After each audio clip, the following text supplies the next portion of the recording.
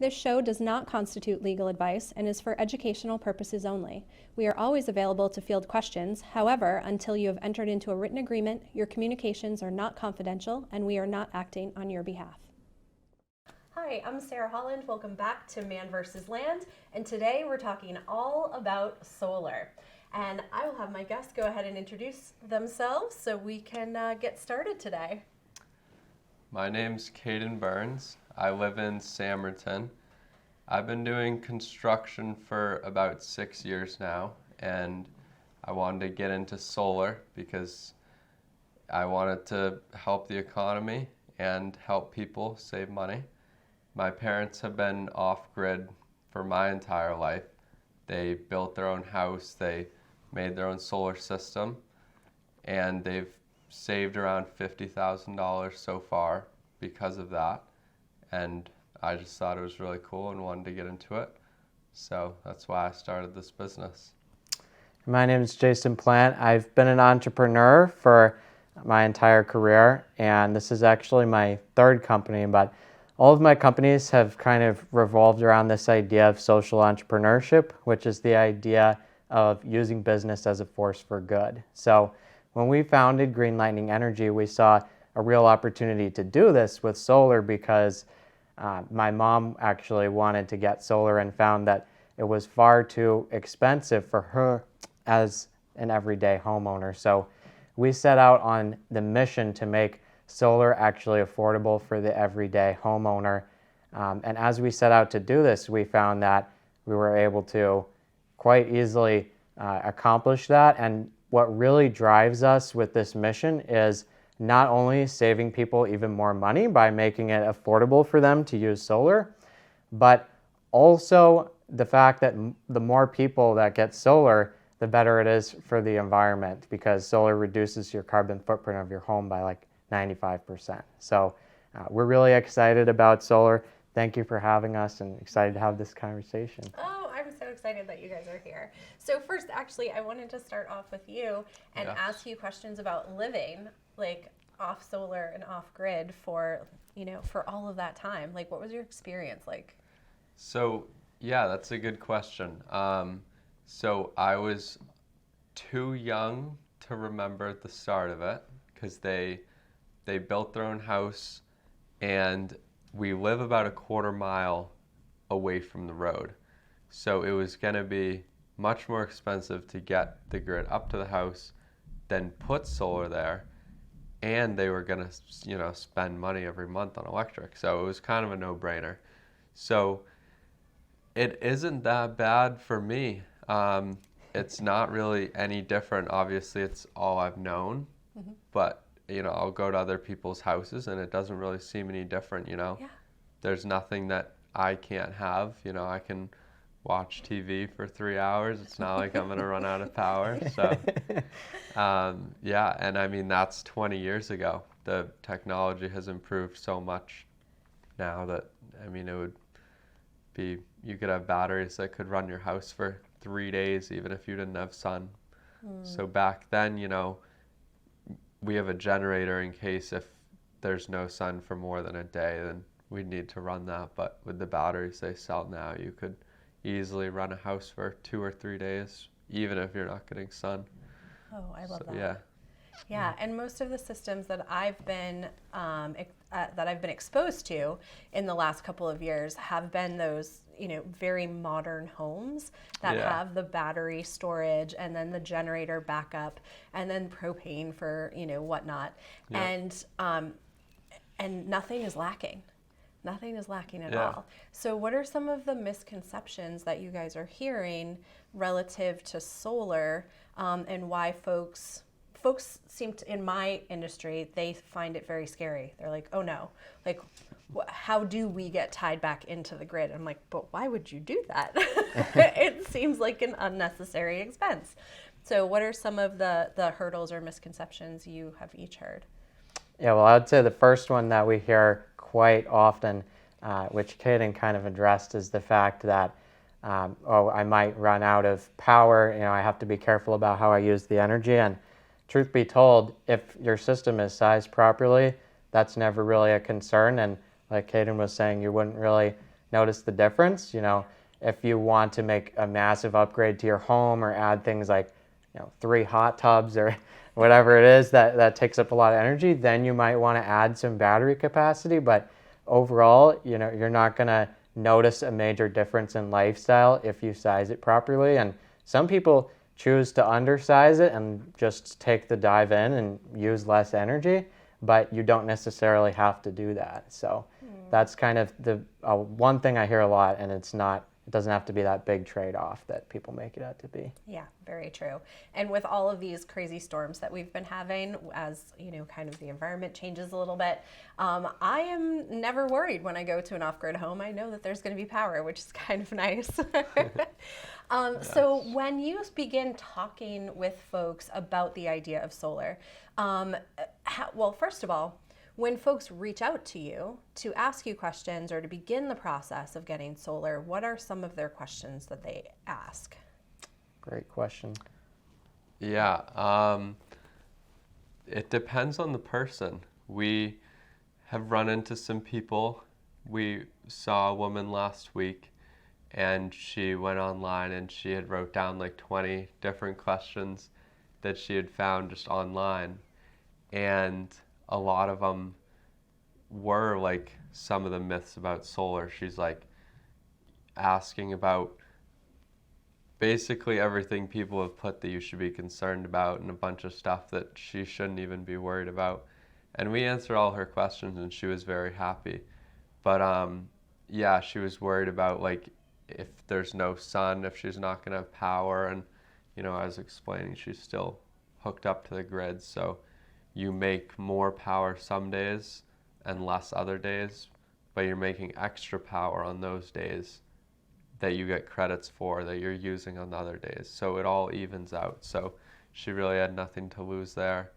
I don't know, you got Another one is like, is the solar going to damage my roof? Which then if you put a roof mount on your roof, the nice thing about it is that it can actually extend the lifespan of your roof. So because it's shielding it from the sun and from the elements, your roof is really not getting worn down that much. We do make small holes in the roof in some cases, or we kind of slip the flash feet under the shingles, but you don't have to worry about that because the flash feet actually function the same way that a shingle would. So you don't really have to worry about any damage or leakage in your roof as long as it's installed properly. In my opinion, it's pretty hard to mess up. So that's another one that we hear a lot. We get asked about warranties.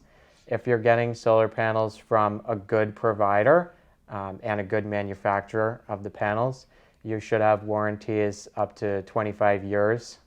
25 years is kind of like the good standard because the system should last about 25 to 30 years. If you're seeing warranties that are lower than that, it's probably because it's not a very high quality product and they're not willing to guarantee it for the appropriate amount of time that it should be guaranteed at. So that's another one that we get a lot that's obviously very important. So excellent. Yeah, those are good things. Yeah, a lot of the myths that I've seen are concerns that folks have, you already touched on, right? Like what happens if we run out of sun? What happens if we put these on our roof? Is it going to damage the roof? The cost associated with it. And as far as the technology goes, I think it's progressing pretty quickly, right? Things seem to be getting a little bit more efficient, right, as far as the systems go and whatnot over time. Yeah, absolutely. The panels of 20 years ago, in fact, some of the panels that Cadence family has were dominated by what are called polycrystalline panels, and don't need to get into too many of the details about the difference, but basically they're a lot less efficient and they don't last quite as long as today's panels, which are monocrystalline panels. There's also some new technologies coming out that are pretty cool. As opposed to panels having, full-size cells, they'll actually cut the cells into smaller and smaller pieces. So there's a lot of half-cell panels right now that make the solar panels a lot more efficient. And then we're also starting to see quarter cells. We're starting to see nanotechnology actually being used. That's a little bit further out from reaching the average person, but it is really cool seeing the advances. And it's easy to forget that 20 years ago, solar was not nearly as cheap as, fossil fuels and coal and things like that as an energy source. But today it's among the cheapest energy sources, right up there with wind and hydroelectric. So it's come a long way, and it's a good time to get solar. Awesome. I love that. When folks are having the conversation around the dinner table about whether or not they should consider solar, what are some considerations that they need to make as far as for me, I would probably try to research a ton of stuff and then probably talk myself into it or out of it, but without calling an expert to answer my questions, because I want to feel informed before I make that phone call. Yeah. But so for folks like me, should we be looking at our current usage of electricity to determine kind of what we might be looking at for size of a system? Obviously not having the conversation with you first, so just to get, because when folks think about money, they think large numbers, even if it may not be what is in reality. So help guide them a little bit. What is the reality for the cost of a system, or just to even begin thinking about it, what considerations need to be made? Yeah, I mean, anyone could find their electric bill, average out their kilowatt hours per month, per year, and then do the math, figure out how many panels they need, how many total watts, and how much it would cost, and all that. They can try and figure that out on their own. Obviously easier for us to come give you an estimate, and then we can put all that in the estimate, tell you every step. We added up your kilowatt hours, we have this many watts of panels, we have this size inverter, should produce this much, so you make extra in the summer, a little less in the winter, it all evens out with a price, It basically, we show everything, and then the tax credit for your savings and the rebate and all that stuff on there. But I mean, you can, research that yourself and pretty easily figure out your electric bill, how many panels you need to cover it. And if you have a small house and you're using, $1,000 in electricity every month, and you don't have anywhere in your yard for a ground mount, probably can't do it. But that's not the case with most people. So Right. Usually there's very few cases where you don't have room for panels. Usually smaller house, you'd need less panels. Bigger house, you need more, and then you have the room for it. So Okay. yeah. Awesome. Yeah. What are your thoughts on that? Yeah, one thing that people ask us about all the time is the payback period on the system. So how long is it going to take until I've started to make money off of my system versus kind of paying off that initial cost? And so the average is about 8 to 10 years. If you get a more expensive system, depending on the installer, it could be as much as 12 or even 15 with some the really big national companies that charge a lot. But if you're getting a good price, it should be about 8 to 10 years for that payback period. And yeah, another thing people don't take into account with solar is that it actually adds value to your real estate. So the New Hampshire average is about 4% of the value of your house. So if you have, for example, a $500,000 house, it would add about $20,000 in value to your home. Kanan mentioned the tax credit. That's another big consideration for people. There's a lot of misinformation about that out there. The tax credit is going to be available for at least the next 10 years. It's 30% right off the top of your taxes, and you can actually cycle that into future years if you don't have a tax liability big enough to cover 30% of the system with that tax credit in just 1 year. So it's a really good incentive out there that people should definitely be factoring in. Excellent. Okay, so you're getting money back for the investment that you make. You also don't have a utility bill. Yeah. You're not giving anything up as far as your lifestyle goes, for the most part, right? That's amazing. And of course, don't do your own research. Call these guys. Make sure that they come out and give you kind of the real deal on setting all of this up. we talked just in generalities about solar, but I know that there are two different really kind of setups. So you could be completely off grid or you could be tied to the grid. Can you explain that a little bit and what the differences are? Yeah, I can touch on grid if you want to touch on off grid, Kate. Yeah. So yeah, on grid, you're really going to be connected to the grid as it very obviously suggests. And what happens there is you're going to get your system installed, and there's a little bit more of a process to that with an on-grid system because you have to work with the utility. But anyway, you get your system installed, and ultimately what happens is kind of an inter-exchange of energy between you and the grid. So what's nice about that is you don't have to pay extra money to have a battery system unless you're particularly concerned with power outages and stuff like that. So on-grid systems can be, on average, significantly less expensive than off-grid because of those batteries, and also remembering that with an off-grid, you're going to have to replace those batteries about halfway through the lifetime of the system. So that's one positive. And the way that on-grid systems typically work is that you can actually be producing solar during the day, and then when obviously there's no sun at night, if you had an off-grid, you would have batteries to supplement. But in your case with an on-grid, you would actually be taking energy from the grid. And it also evens out on an annual basis. So it might look like you have an energy bill, and I mean, you technically do have an energy bill in the winter, right? But you're producing extra energy in the summer that gets sold back into the grid.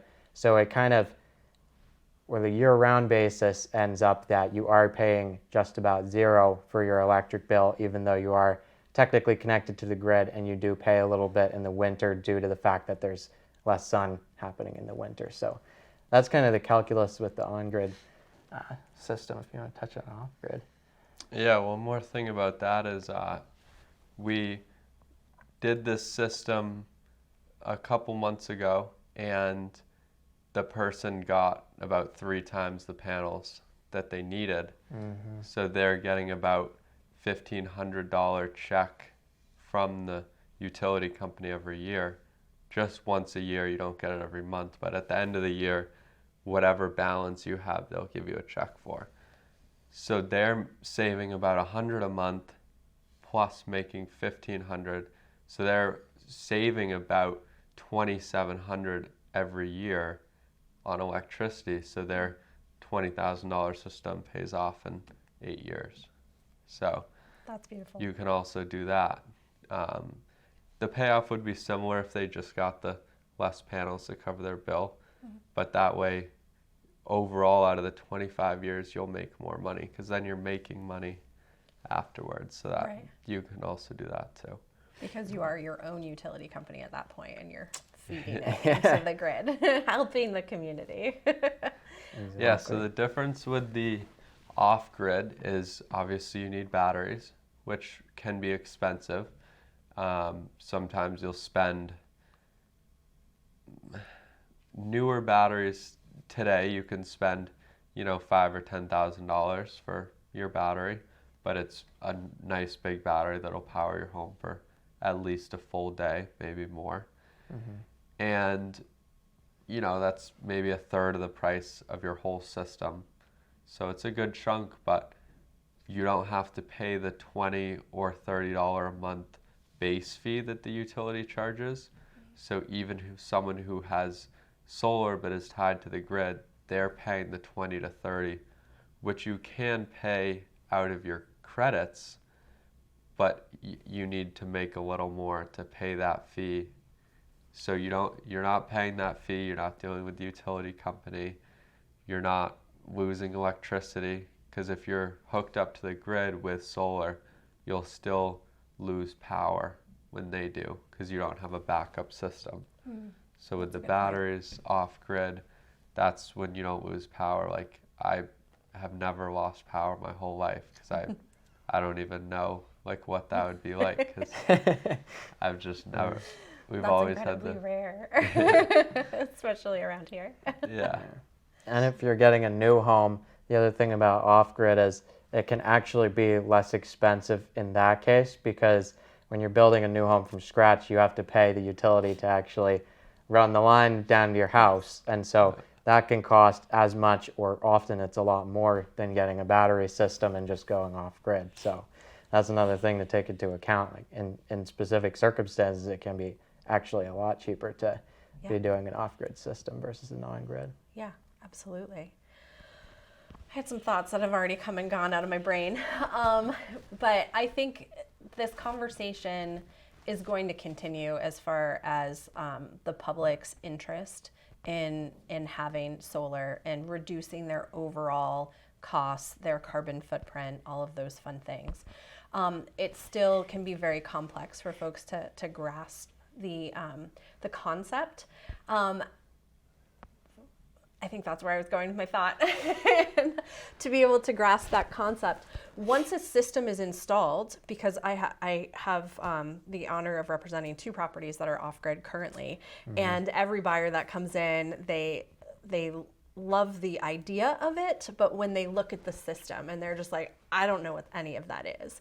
And like, how complex is it to maintain or even use once it's all installed and up and working?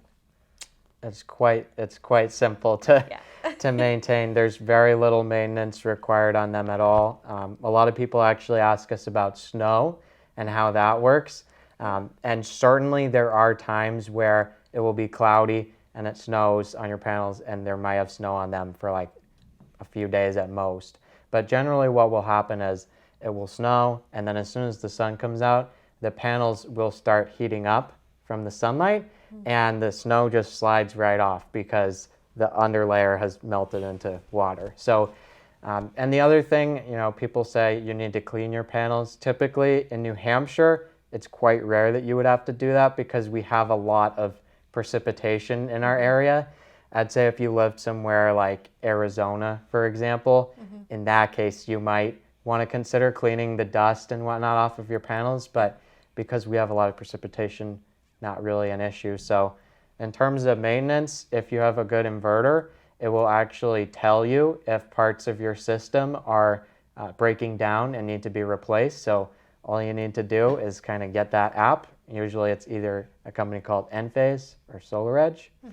Just know which company your inverter is from and get the app, and then you can monitor what's going on with your system and give somebody like us a call if you need anything to be fixed or replaced or whatnot. So what I've seen in the 2 properties that I represent is they are very customizable as far as the use, like when the generator kicks on to boost the batteries or whatever the case may be, as well as just monitoring on the app. So you can be like completely nerd out with it, or you can just like forget and just come home every day and turn your light on and you're good. Right? Yeah. That's a great way to put it. It spans like, all interest levels. So it doesn't have to be complex, right? Yeah. With my house, there's a little more to it because they built it 20 years ago and they didn't have these nice big fancy batteries. So and they don't like to use gas for the generator. So there will be times when they will, at night, they'll shut off the inverter and it kind of like sleeps during the night since there's no lights on or anything. Yep. And that saves a lot of power over the night when they normally have to run the generator. But like you said, you have the generator hooked up. They could just go to sleep and the generator would kick on. Yep. But if you want to, you can. But that's also a rare thing because, our system's 20 years old, and I don't think you'd run into that in either of the houses you. No. But there is one of the houses has this like a little gauge that is portable. So when I go to shut down the house, I walk around with it, and every light switch I look to see like how the usage goes down. And there are 2 particular lights in this house that they generally never have on that are like they're hogs when it comes to electricity. So that's always fun to like walk around and watch how all of that works. I think I would nerd out for a little bit on it, and then I would just be like forget that I was kind of off grid or on solar. So how do folks? I'm sure you have folks that want to dabble a little bit in solar, just dip their toe in just a little bit. Like maybe if they have like a hot tub or something, and we'll just like throw up a panel and see if it can kind of generate. Do you guys ever have folks that do it that way, or everybody goes head first into the solar? We actually did have someone that wanted that exact thing. They had a bunch of trees around their house, so they were like, yeah, I don't know if we want solar, our electric bill isn't that bad. I don't know if we want to spend that much money, but they're like, we do have a hot tub and we don't use it all winter because it's too much electricity. So she was like, if we could have one panel, then we could use it during the winter. And we looked into it. We gave her an estimate, but I think it just wouldn't be worth it. The problem when you get one panel is whether you get one panel or 30, you still need your inverter and everything that comes with the system. Yeah. And the electricians that are going to cost you a couple $1,000s to hook it up, or a battery, which is going to be expensive. Yep. So it was going to cost them a lot for one panel. They could have put 5 more for double the price instead of 5 times the price, but it just didn't make sense for them at that point. Yeah. But there are people like that are like, oh, that'd be cool to kind of be a part of it with just one panel, but don't really want to go all in. So yeah. Are you guys ever involved in like communities or like maybe multiple properties that want to share and put a system up together to do that? Is that something that you've ever done? Yeah, we are in talks right now with a solar co-op, and those are really cool projects because it kind of allows people to pool together some initial funding to get a solar system that provides power for everybody. One thing I will say about the solar co-op is you still do pay an electric bill because you have to pay back that initial cost of the solar system, so that's kind of how they amortize that out. But I will say it will be a drastically reduced price for your energy bill, and they're really great projects because it's reducing the environmental impact of everybody's homes, it's reducing the cost, and in a way that doesn't really significantly impact anybody in terms of like the initial cost of it in a lot of cases. So those are really great projects. We love to see them. We love to get involved with them. Absolutely. I love that. All right, let's see. We have gone over a lot of stuff and we don't want to get too much into the weeds because we want you guys to still love the idea of solar and reach out to any solar professional, whether it is these folks or anyone else, to ask those questions and get curious and stay curious because the technology is going to continue to change and it will be more readily available as we go, right? Yes. Yeah, is there anything else that you want to share that we haven't touched on? That's a great question. I would say one thing is there are going to be tariffs coming up on Chinese panels, and so a lot of people, these are going to come out in I believe June, and a lot of people think, oh well, that won't impact us because our company in particular, we sell German designed, Canadian manufactured, sold in the U.S. panels. But the thing is, that's going to affect the supply overall. So it's going to drive up the price of American or European-made panels, even though we might not actually sell Chinese panels. So it would be a good idea to look into getting solar if you're thinking about it right now. Because the prices of the panels will go up. But I will say in the long term, those prices are going to continue to become, the same price or cheaper for a greater amount of power that you're getting per panel. So it's continuing to kind of become a more efficient energy technology, continuing to be cheaper. I think right now they're kind of looking at the very micro level, and a lot of the big advances in efficiency have already taken place. But nonetheless, I think now is a good time to get solar. in terms of, how you can reach us and stuff like that, our phone number is 603-291-3041. You can reach us at greenlightningsolar.com. Our email is contact@greenlightningsolar.com. And we provide free estimates.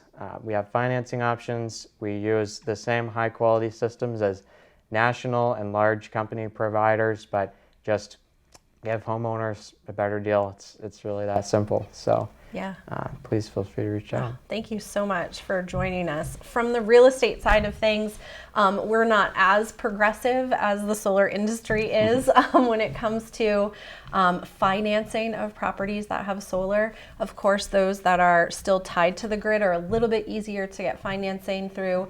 But for those that are traditionally off-grid, we only have a few financing options. So for those who are leaning that direction, just know that you want to speak with a lender that's fully transparent on the whole idea of being solar, because it doesn't fit in majority of those financing options. Yes. Yeah. So. But other than that, if you work with someone like me or anybody else who works in solar, that we can get you to the right lenders to make that happen, because I love the idea. And I will tell you that every home off-grid that I've walked into have been the warmest homes I have ever walked into. And I have no problem. The lights are always on, and it's always great. So thank you guys for coming. I appreciate it. Thank you for having us. Yeah, Thank you. and I'm sure we'll have more discussions going forward.